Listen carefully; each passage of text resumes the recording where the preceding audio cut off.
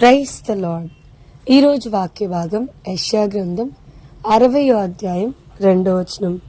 చూడుము, భూమిని చీకటి కమ్ముచున్నది, కటిక చీకటి జనములను కమ్ముచున్నది. యెహోవా నీ మీద ఉదయించుచున్నాడు, ఆయన మహిమ నీ మీద కనబడుచున్నది. ఈరోజు ఈ వాక్య భాగం ద్వారా దేవుడు మనతో మాట్లాడుతూ ఉన్నాడు.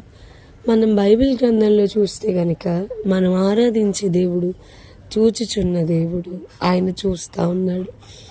ఆయన ఒంటరిగా మరి అరణ్యంలో వెళ్తున్న హాగర్ను చూశాడు. తన యజమానురాల నుండి పారిపోతున్న హాగర్ను చూశాడు. అందుకని అయ్యా నువ్వు చూచుచున్న దేవుడివి అని ఆయనకి పేరు పెట్టడం మనం చూస్తూ ఉన్నాం. అలాగే మరి గోడ తట్టు తిరిగి కన్నీరు కార్చిన హిజ్కియాను చూశాడు ఆయన. చేప కడుపులో ఉన్న షెకెల్ని చూశాడు ఆయన. సో ఆయన చూచుచున్న దేవుడు అనేది మనకి బాగా తెలుసు. కానీ యెషయా గ్రంథం 60వ అధ్యాయం 2వ వచనంలో దేవుడు అంటున్నాడు, నువ్వు చూడు.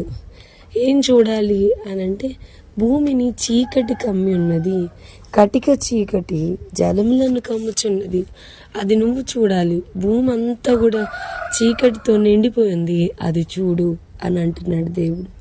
అరైజ్ అండ్ షైన్, లెమ్ము, తేజరిల్లుము, యెహోవా మహిమ నీ మీద ఉదయించును అని అంటూ, యెహోవా నీ మీద ఉదయించుచున్నాడు, ఆయన మహిమ నీ మీద కనబడుతుంది, నువ్వు లెగిసి చూడు.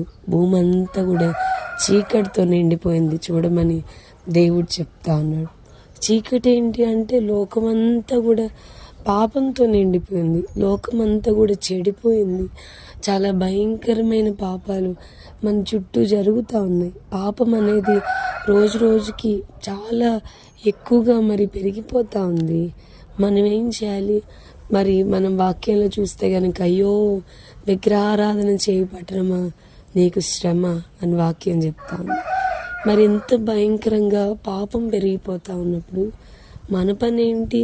జస్ట్ చూసి ఊరుకోవడమేనా? లేదా ప్రభా వాడు పాపయ్య అలా పాపం చేశాడు, ఆ వ్యక్తి ఇలా పాపం చేశాడు, వాళ్ళ పాపంలోనే వాళ్ళని పట్టుకో, వాళ్ళని శిక్షించు ప్రభా, వాళ్ళని పనిష్ చేయి ప్రభా, వాళ్ళ ప్రాణం తీసేసుకో ప్రభా అని చెప్పని అలా ప్రార్థన చేద్దామా? కాదండి. మనం చూస్తే కనుక ఎజ్రా, నెహెమ్యా, ఎస్తేరు, దానియేల్ గారు, బైబిల్లో ఎంతోమంది, ఇర్మియా గారు, యెషయా భక్తుడు, వాళ్ళ ప్రజల పాపాల్ని వాళ్ళ మీద వేసుకుని ఒప్పుకుంటా ఉన్నారు. నేను, నా పితరులు నీకు విరోధంగా, నీకు కేవలం నీకే విరోధంగా పాపం చేశామయ్యా, మాకు సిగ్గే తగి ఉన్నది, మమ్మల్ని క్షమించమని.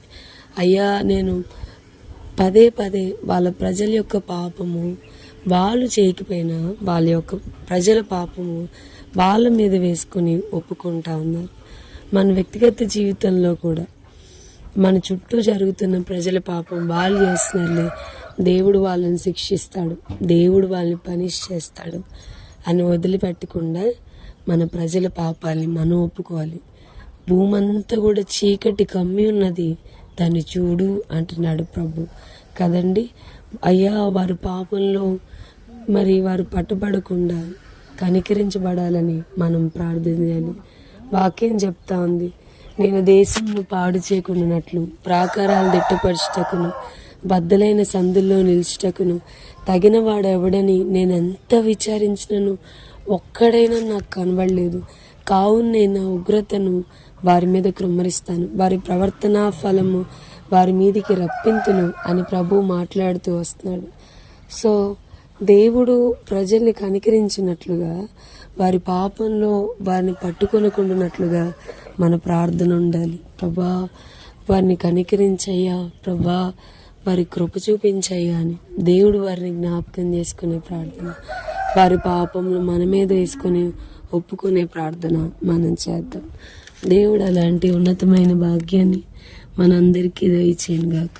ప్రార్థన చేసుకున్నాం. ప్రభా, ఈరోజు వాక్య భాగం ద్వారా మీరు మాతో మాట్లాడినందుకు వందనాలు. వాక్యం విన్న మా ప్రియులైన వారిని అందరినీ దీవించి ఆశీర్వదించమని యేసు నామమున అడిగి వేడుకొనుచున్నాం తండ్రి. Amen. God bless you and have a blessed day.